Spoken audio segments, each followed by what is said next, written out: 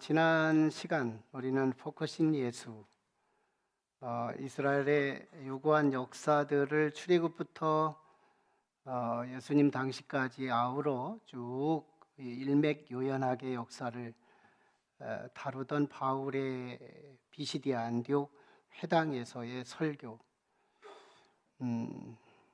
역사의 출발점부터 과정 그리고 역사의 마지막 점까지 예수 그리스도와 무관하지 않고 오직 그 역사는 예수 그리스도의 초점을 다루며 여기까지 왔지만, 유대인들은 예수가 죄인인 줄 알고 빌라도를 시켜서 예수를 처형해 버립니다.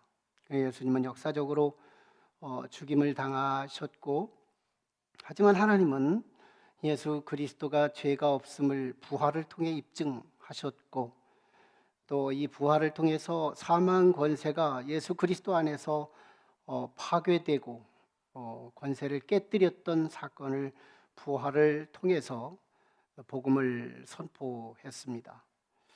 이 부활하신 예수님은 이제 영원히 우리 믿는 자들에게, 그를 힘입는 자에게 죄는 도말되고, 그리고 하나님의 그 의는 입혀지게 되므로 영원한 우리의 구세주가 되고 우리의 통치자, 우리의 왕이 되심을 지난 시간에 말씀을 나눴습니다. 이 말씀에 대해서 비시디아 안디옥 회당에 있던 유대인뿐 아니라 이방인들까지도 말귀를 알아들었습니다. 아마 성령이 도와주시지 않았을까요? 굉장히 은혜를 받아서 그들이 다음 안식일에도 바울과 바나바에게 또 말씀을 좀 전해달라고 요청을 하게 됩니다. 그러니까 이 바울과 바나바가 얼마나 참 기분이 좋은 한 주간이었을까요? 목회자는요, 선물 줄 때 싫지는 않지만 그렇게 기쁘지 않고요. 또 밥 한 사발 사주는 거, 다른 어떤 선물 주는 거 굉장히 싫지 않지만, 그래도 그보다 더 능가하는 기쁨이 하나 있는데, 예배 마치고 가다가 은혜 받았습니다 이러면 이성을 잃어버립니다. 이게 목회자예요. 목회자는 말씀에 대한 반응을 하는 사람들을 굉장히 소중하게 여기고, 나에 대한 존재감 그리고 어떤 의미를 되새기면서 가치를 생각하게 됩니다. 바울 일행이 얼마나 참 그 주간 좋았을까, 전 능히 생각해 볼 수 있는 여지 있다고 봅니다. 어떤 목사님이 예배를 마치고 저처럼 출입구에서 성도들을 전송하고 인사할 때 한 분이 목사님의 손을 꽉 잡으며 이렇게 말하더래요. 목사님 오늘 베드로 같았습니다. 그러자 목사님은 자기가 듣고 싶은 생각을 통해서 해석을 하고, 제가 그런 정도로 뜨거웠던가요? 열정적으로 제가 전했나요? 그랬더니 그분이 말을 이렇게 수정합니다. 아니요, 베드로처럼요, 목사님 설교에 저는 마음이 찔려가지고요 3번 부인할 뻔했어요. 예. 어쨌든 목회자들은 참 말씀 잘 듣고 말씀 은혜 받았다는 부분에 거기에 좀 민감한 부분이 있습니다. 오늘 또 은혜를 받으시기를 축원합니다. 다음 안식일이 됐어요. 사람들이 모여들었는데요, 비시디아 안디옥 시민 전체가 다 온 시민이 모인 것 같이 충만하게 모이게 됩니다. 다 왔겠어요. 근데 다 온 것처럼 느꼈다는 얘기죠. 그렇게 많이 아마 그 회당에서 예배 못 드렸을 거고요. 회당 인근에 넓은 곳에서 예배를 드렸을 건데, 왜 이렇게 많이 모였을까요? 전 안식일 날 이 바울과 바나바를 통해서 은혜를 받았던 회당의 사람들, 그 청자들, 그들이 아마 입소문으로 다음 안식일 날 또 말씀을 전해달라고 요청했으니까 우리 약속 시간에 다시 그 회당에서 만납시다 하고 홍보한 결과일 수도 있겠죠. 또 아니면 바울과 바나바 그리고 그 따라다니던 제자들까지 그 한 주간 월요일, 화요일, 수요일 일주일 동안 회람하고 돌아다니면서 복음을 전한 결과 내가 정말 본격적인 메시지는 돌아오는 안식일 날 전할 테니까 그 안식일에 회당으로 모이라고 아마 그렇게 해서도 모였을지도 모르죠. 아마 두 가지가 다 병행되었을 가능성은 더 높습니다. 은혜 받은 사람들이 홍보하고 또 바울과 바나바 그 일행들이 역할을 함으로써 비시디아 안디옥의 모든 시민은 말씀 앞에 듣게 됩니다. 자, 이런 상황이 되자 유대인들이 시기를 하게 됩니다. 오늘 본문은 그 시기로부터 출발하는데요.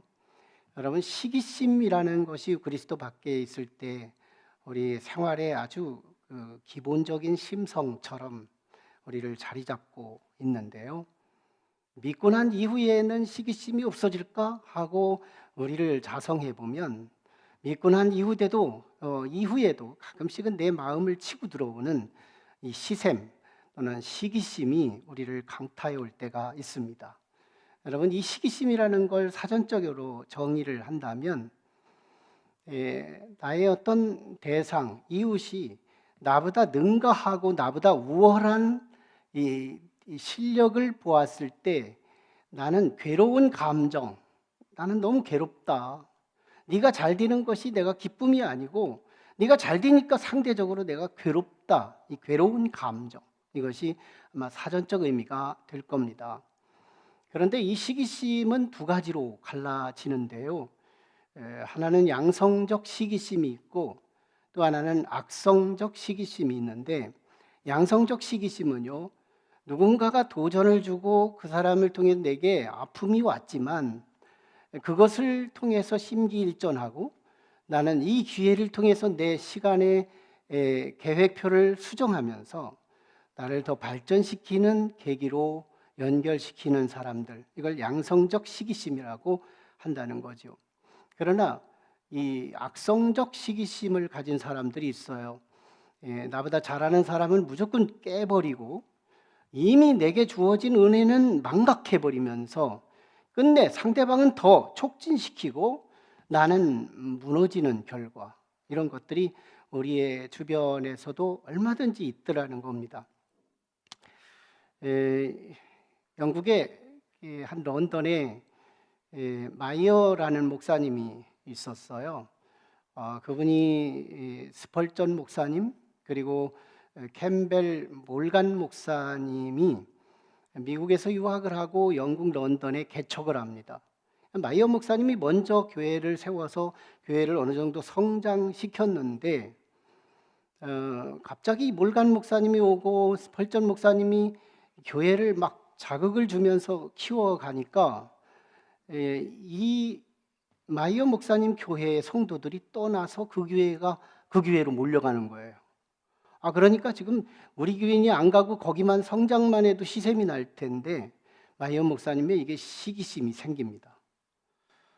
그런데 이 시기심을 가지고 마이어 목사님이 잘한 게 뭐냐면 하나님께 대들었어요. 내게 다가온 나를 괴롭히는 어떤 문제를 가지고 하나님 앞에 기도로 연결시키는 사람, 이 사람이 양성적 시기심을 갖게 된다는 건데요. 하나님 앞에 막 기도합니다. 왜 하나님 내게는 그런 은사가 없고요, 왜 저런 사람에게 은사를 주셔서 저 교회는 성장하게 합니까? 하고 막 원망 불평하며 하나님께 기도합니다. 그런데 시간과 함께 주께서 마음을 터치해 주시고 평안한 마음이 오게 하면서 기도가 바뀝니다. 하나님, 나 스펄전 목사님 그리고 캠벨 몰간 목사님 목회를 내가 동역하고 도울 것이 있다면 돕겠습니다. 했더니 도울 일이 있더래요. 우리가 높은 뜻을 품고 낮은 곳을 향한다 했더니 중부지방 높은 곳에서 호남지방 낮은 곳으로 가게 하시잖아요. 나는 이게 하나님께서 제 목회를 얼마나 도와주시는지, 하나님이 움직이시고 하나님이 보여주시는 이 세계가 범상치 않다는 생각이 들어요. 어쨌든 마이어 목사님이 그렇게 기도를 했는데요. 마음이 바뀝니다. 하나님 앞에 아주 그래서 대표적인 기도문이 하나 있어요. 이런 기도를 드려요. 하나님, 스펄전 목사님 교회에 부흥시켜 주세요. 자리가 없을 정도로. 캠벨 몰간 목사님 교회에 자리가 없을 정도로 꽉 채워주세요. 그리고 혹시 자리가 없어서 앉을 자리가 없거든 나머지 성도는 우리 교회로 보내주세요. 네, 그러면서 이제 주일 준비 정말 영적으로 기도 준비 충만히 하고 설교 준비 아무리 많이 해도 기도가 안 된다면 영성이 안 될 텐데 하면서 마이어 목사님이 참 이상하게 그 기도 이후에 마이어 목사님 교회가 성장했다는 그게 또 하나님의 간증이었죠. 네. 어쨌든 이 시샘을 그렇게 처리하게 됩니다. 실제로 이 바울과 바나바 그가요, 이 비시디아 안디옥에 있었던 사람들이 적대하고 밀어내면서 비방하고 반박하고 박해하는 과정 속에서 바울은 성령의 소리를 2번 듣습니다. 오늘 본문에서 여러분, 성령의 소리를 어떤 사람은 이렇게 듣는 줄 알아요. 종현아 으아 이번에는 동쪽으로 가거라 이렇게 할 줄 알아요. 이런 음성 듣는 사람 아마 있다고 하면 거짓말일 거고 그렇게도 들릴 수도 있겠지만 여러분, 하나님의 성령은 그렇게 음성을 주시지 않아요. 최소한 저에게 만나주시는 하나님이나 바울이 만난 하나님의 성령의 소리는 사건에 대한 깨달음으로 들려옵니다. 사건에 대한 깨달음으로 들려와요. 그러니까 바울은 지금 나는 소아시아에 어디를 돌고 대충 계획은 있었겠지요. 그러나 구체적인 동선은 바울은 저기 가보지도 않은 지역이었기에 계획하지 않습니다. 그런데 그때마다 성령께서 그 동선, 그 대상, 이들을 만나게 인도해 주시는데 주어지는 사건들이 거기서 해석을 통해서 성령의 지시, 어디가 닫힌 문인지, 어디가 열린 문인지, 어디가 닫힌 사람인지, 어디가 열린 사람인지, 우리가 어디서 사역을 멈춰야 하는지, 어디서 사역을 시작해야 하는지, 이 성령의 소리를 민감하게 듣고 1차 선교 여행의 성공과 승리를 경험했다는 얘기거든요. 근데 보십시오. 오늘 본문을 통해서 보면 유대인들 그리고 비시디아 안디옥의 이 회당에서 막 그 인산이례를 이루는 사람들, 순식간에 비시디아 안디옥은 다 그리스도인들로 충만해진 것 같은 이 모습을 시기합니다. 그리고 비방합니다. 그리고 적대합니다. 그리고 박해해요. 그러면서 이 바울이요, 그때 아련히 이사야 선지자에게 주셨던 그 음성을 다메섹 도상에서 회심할 당시에 성령께서 나에게 너는 이방의 빛으로 사명을 감당하며 너를 통해 모든 땅끝까지 너를 통해 구원을 이루게 하리라 하는 말씀을, 이사야 말씀을 인용해서 들었거든요. 그리고 바울은 까마득히 잃어버리고 있었어요. 그런데 지금 비시디아 안디옥에서 유대인들 우선, 이방인 나중, 이 순서를 가지고 복음을 증거하는데 유대인들이요, 적대합니다. 비방합니다. 시기합니다. 마음을 닫습니다. 이때 베드로가 유대인들에게 복음을 전하는 게 내 사명이 아니었구나. 나의 사명은 이방인을 향하여 가는 것이었구나. 그때 아련히 들렸던 그 음성이 다시 선명하게 들리면서 유대인들에게는 닫힌 문, 이방인들에게는 열린 문. 그러고 이방인들을 보니까요, 저들은 바울과 바나바를 바라보고 너무너무 기쁨으로 맞이하고 있고 환영하고 있고 찬송하고 있고 영접하고 있는 거예요. 유대인들은 닫힌 문이고 이방인들은 열린 문. 이게 얼마나 절도 있는 음성인지 몰라요. 저도 목회를 하면서 수없이 경험하는 저만의 영적 센스가 있는데요. 처음 시작쯤에 늘 단골처럼 제가 간증했던 얘기지만 35평에서 개척을 하고 85평으로 이전을 하는데, 우리가 이전할 시기가 언제인지 우리는 막연히 이렇게 생각을 했어요. 우리 성도님이 누군가가 우리 너무 자리가 비좁으니 이사 가자고 할 때까지 기다렸던 거예요. 근데 누구도 이사 가자고 하지 않던구만요. 그런데 어느 날 이상한 일이 벌어집니다. 우리 교회 지금 35평짜리 5천만 원 전세금을 넣고 교회를 시작을 했는데, 갑작스럽게 이 건물이 경매가 나간다는 거예요. 마치 이게 경매가 나갔을 때 많은 세입자들이 있는데, 우리가 막내 세입자이기 때문에 우리가 이 돈을 꺼낼 가능성은 굉장히 어려운 상황에 있다는 해석을 많이 들었습니다. 그렇다면 어떻게 해요? 사전에 빨리 이사 가야 하는 상황이었습니다. 뒤에서 밀었어요. 후밀입니다. 후밀. 뒤에서 밀었다. 근데 그 주변에 또 어디 이사 자리를 찾는데 농협 건물 85평이 비어 있는 거예요. 술집을 하다가. 그래서 그 술집이 있는 곳에 여기를 새를 놓을 거냐고 물었더니, 네, 사실은 돌아오는 주말에 뷔페 한식집을 내놓으려고 하는데, 만에 하나 여기 교회가 들어오려고 한다면 2, 3일 내로 결단을 하셔야 합니다. 저는요, 이게 앞에서는 막 초급하게 끌어당기고 뒤에서는 경매라고 하는 상황을 통해서 닫힌 문을 확인하게 하면서 이때가 우리는 이사할 때로구나 하고 이사를 추진했는데요.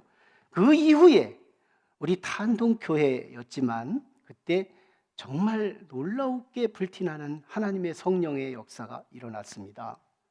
2년 뒤에 다시 85평, 또 2년 뒤에 또 3층 85평, 85평짜리를 3층을 얻고, 또 그것도 부족해서 별관을 또 렌트해서 교회는 막 부흥일색으로 성장하게 됩니다.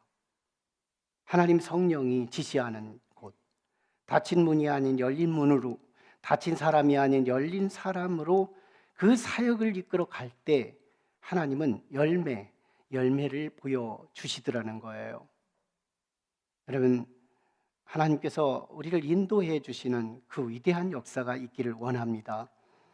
닫힌 문을 확인할 줄 알고 열린 문을 확인할 수 있다면 영적인 눈이 열린 거예요. 메아리 속에서 성령의 소리를 들으려고 하지 마십시오. 나는 하나님의 소리를 들었다고 함부로 말하지 마시고요. 하나님께서 진정으로 인격적인 성령의 채널로 바른 건강한 신앙을 유지하는 사람들을 보면 이 깨달음, 생각의 기름 부음을 받습니다. 생각의 기름 부음을 받은 사람들은 시행착오가 줄고요, 후회가 줄어들기 시작하고요, 짧은 시간이라도 성장이 가능해지고요, 하나님께서 기름 붓고 열매를 맺게 하시는 위대한 역사를 이루게 하더라는 겁니다. 바울이 두 번째 전환점이 있었습니다. 하나는 50절로 51절에 유대인들의 강성을 또 보게 되는데, 유대인들이 지금 갑작스럽게 이방인들이 회심을 하고 유대교로 들어온 사람들, 경건한 귀부인들이라고 오늘 본문은 소개합니다. 경건한 귀부인들. 그리고 거기에 또 행동대장들, 아마 불량배들도 있지 않았을까 싶은데요. 이 행동대장, 돈 조금 주면 뭐든지 다 할 줄 아는 이 행동대장들을 시켜서 바울 일행을 비시디아 안디옥에서는 복음을 전하지 못하도록 밀어내라, 쫓아내라 해가지고 그들을 막 쫓아내게 됩니다. 여기서 또 한 번 이 바울 일행은 성령의 인도하심을 받게 됩니다. 어떻게 비시디아 안디옥 여기서 몇 년을 더 있어야 할까? 몇 개월을 더 있어야 할까? 이들에게 복음을 얼마만큼 전해야 할까? 막연한 시점에서 이 유대인들의 이 강성, 이들을 통해서 닫힌 문, 우리는 이제 비시디아 안디옥에서 복음을 전하라고 하는 게 아니라 악감정 또는 상처, 이 바울과 바나바 속에 그걸 확인할 수 없어요. 당신들의 강성을 하고 다친 마음을 보이고 다친 지역을 말하는 이것은 하나님이 하시는 일이지 당신들이 그렇게 하는 게 아니라는 걸 바울 그 일행은 인정합니다. 그때마다 일희일비하고 상처를 받아가며 사역하는 것이 아니라 너의 그 강성은 다친 부분을 말하는 거며, 또 오늘 이 51절 말씀에 보면 이방인들이요 얼마나 기뻐하고 찬송하며 성령이 충만했다고 표현하고 있는지 몰라요. 그래서 그들이 가는 동선이 어디냐? 이고니온으로 가게 됩니다. 우리 지도를 보면 지금 파란 동선이 지난주까지 나눴던 곳이고요, 파란 동선 끝점이 비시디아 안디옥 도시이고 거기서 이고니온으로 이제 넘어가게 되는데, 이것이 바로 성령이 인도하는 동선이었습니다. 성령께서 바울과 바나바의 길을 인도하셨다는 거죠. 자, 그러면서 이제 여러분, 사실은 유대인들이 또 비시디아 안디옥의 사람들이 바울과 바나바 그리고 그 일행들을 내쫓았다는 말은 사실은 복덩이를 차버린 것과 같습니다. 복덩이 누굴까요? 그냥 예수 믿는 사람일까요? 아마 오늘 저녁에 우리 아울리치에 오시는 분들은 말씀을 들겠지만, 여러분, 그리스도 안에서 가슴에 생명을 품은 자들이 침묵한다는 건 얼마나 큰 죄가 되는지 모릅니다. 열린 모임 3주째가 지나고 있지만 아직도 우리는 침묵을 하고 있다면 우리는 지금 죄를 짓고 있는 겁니다. 여러분, 이것이 농약이 들어있고 비상 한 번 먹기만 하면 당장 죽을 수 있는 것을 누군가 먹고 있는데, 마시고 있는데 내가 침묵하고 보기만 했다면 나는 살인자가 아니래도 살인자일 수 있는 겁니다. 이 침묵의 죄, 이게 얼마나 큰 죄인지 몰라요.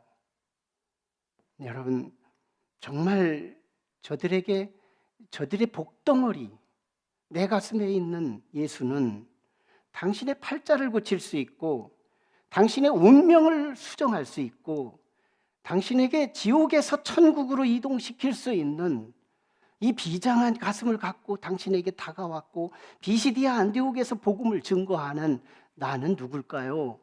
다른 말로 표현한다면 복덩어리예요.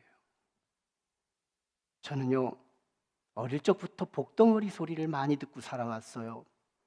그래서 여기까지 온 거라고 생각을 합니다. 이 복덩어리라는 소리, 이게 그냥 들리는 소리가 아닌 것 같아요. 되게 복덩어리, 내 안에 그리스도가 있어요. 우리의 영원한 운명을 바꿀 수 있는 그리스도가 있어요. 복음을 증거하는 사람들이 복덩어리인 이유는 침묵하지 않는다는 겁니다. 이 복을 말한다는 거예요. 이 복을 선포한다는 거예요. 이 복을 전달한다는 거예요. 이게 복덩어리예요. 복은 품고 있는데 침묵하고 있다. 무슨 복덩어리일까요? 복을 갖고 있으면서 영향을 주고 있는 사람, 그게 복덩어리죠. 근데 바울과 바나바, 생명의 모토가 되고 생명의 다이너마이트가 되는 이 사람들을 팔로 차버렸어요. 그래서 누가 얻어요? 이고니온 사람들이 받습니다. 여러분, 복덩이가 지나고 나면 언제나 둘로 갈라진다는 사실이에요. 어떤 사람들은 그를 적대해서 그 복을 차내는 사람이 있는가 하면 이게 유대인들이죠. 어떤 사람들은 이방인들처럼 기뻐하고 찬송하며 영접하고 환영하는 사람들이 있어요. 복을 품는 자들이 있다는 거예요.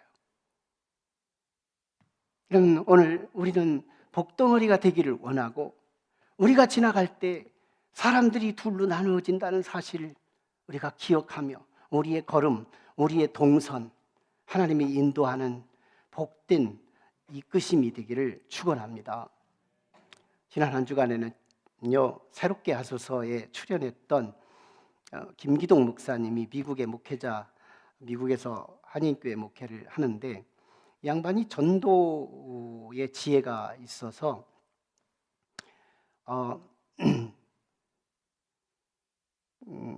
고구마 전도법을 개발합니다. 난 고구마 전도법이라 그래서 제가 옛날에 고구마를 팔아본 적이 있거든요. 군고구마 드라무통에다가 막 불을 떼서 고구마를 구워가지고 팔기도 하고 그랬는데, 그런 고구마인가 무슨 고구마인가 궁금했습니다. 그래서 한번 듣고 눈을 떼지 못하고 끝까지 들은 건데요. 그 양반이 이제 자신의 간증부터 먼저 열어놓더라고요. 자신은 불신자였고 불교 신자였는데, 자신의 아내는 처음부터 예수를 믿는 자와 결혼을 한 겁니다. 그런데 예수 믿는 게 별거 아니라고 생각을 했고, 결혼부터 먼저 하면 언제든지 예수 믿는 건 포기할 거라고 생각을 하고 결혼을 합니다. 근데 이 아내가 예수를 믿는데 열심히 믿는 겁니다. 아무리 자제시켜도 자제가 안 되고, 시간만 되면 꼭 교회가 있고 이걸 어떻게 막아요? 그래서 한 번은 따라갔더니 하필이면 교회에서 헌금 얘기를 또 하더랍니다. 2중 3중으로 상처를 받고 다시는 나는 교회를 안 가겠다 하고 다짐을 하고 있어요. 근데 이 아내 때문에 가족끼리 여행을 못 가고, 주일날 되면 가족들 자녀들 데리고 피크닉 가고 이런 가정들 참 많은데, 우리 가정은 왜 저 아내 때문에 이 소풍을 못 가나 이러고 늘 고민을 하게 됩니다. 그러다가 아내한테 이렇게 얘기를 해요. 여보, 우리 일부 예배 드리면 안 될까? 그랬더니 아내가요, 인정을 합니다. 그럼 그러지 뭐 나도 좀 미안한 감이 있으니까 일부 예배 드리고 어디 놀러 가자 하고 했는데, 남편은 그런 뜻이 아니었습니다. 일단 일요일이 되자 아침 일찍이 여행 가방을 챙기고 그리고 차에 태웁니다. 아내는 일부 예배 드리러 가는 줄 알았죠. 근데 무조건 태우고 어딘가로 막 가는데, 아내가 그때 직감합니다. 당신은 어디 가는 거예요? 교회는 여기뿐인가? 다른 교회 일부 예배 드리면 되지. 여행지에 가서 일부 예배 드리면 되는 거지. 아니라고. 나는 하나님 앞에 내가 드리는 장소가 있고 내가 드리는 시간이 약속됐으니 뒤로 돌리라고. 그러자 김기동, 그때는 C죠. 김기동 씨가요, 운전을 하다가 화를 확 내는데 그 순간에 앞에 졸음운전자가 자기를 향해 정면으로 충돌해 옵니다. 그래서 사고가 나요. 아내 다쳤죠. 자식들도 다쳤죠. 그리고 병원에 가서 입원을 막 수술을 밟고 입원을 하면서 무슨 기도가 되느냐 하면, 하나님, 우리 아들, 우리 딸, 그리고 우리 아내 살려주신다면 나 교회 다니겠습니다 하고 선포를 합니다. 그리고 병원에 가서 수술을 했는데요, 다친 사람은 자기가 제일 많이 다쳤답니다. 그 뒤부터 정신이 번쩍 나면서 거기 병원 로비에 쓰러진 뒤에 다른 사람의 부축과 함께 입원을 하게 돼서 시간과 함께 치유됩니다. 예수를 믿으면서 나는 기왕이면 믿기 시작할 때부터 복음을 전하겠다 그러면서 복음을 전하는데, 이게 지혜가 생기더랍니다. 고구마를 찔 때 보면 가마솥에다가 고구마를 집어넣고 불을 막 떼면 이 고구마가 익었는지 안 익었는지 식별이 안 간대요. 그때 이 주부들이나 지혜로운 사람들이 고구마가 얼만큼 익었는지를 확인하는 게 젓가락 가지고 찔러보는 거예요. 찔러서 보는데 중간쯤 들어가다 딱 막히고 안 들어가는 거예요. 덜 익었구만. 불 떼는 겁니다. 더. 그러면서 이 김기동 목사님이 첫 번째 젓가락이 뭐냐? 첫 번째 젓가락. 형제님, 자매님, 선생님, 예수님 믿으시나요? 첫 번째 젓가락이에요. 많은 사람이, 열매가 없는 사람들의 젓가락은 나무 막대기 같은 것을 막 찔러대는데요, 교회 다니시나요? 신앙 있으시나요? 이렇게 묻는 건 물타기랍니다. 역사가 없어요. 예수님 믿으시나요? 이게 실탄이랍니다. 여러분, 예수 그리스도에 대한 그 이름 1000마디 이렇게 찔러보면 상대방이 생감자, 생고구마 같으면 예수쟁이구만 하고서 쌍수를 들고 적대를 하면 바로 손 빼라는 거예요. 뒤로 가라. 그 사람 더 공격하지 말라.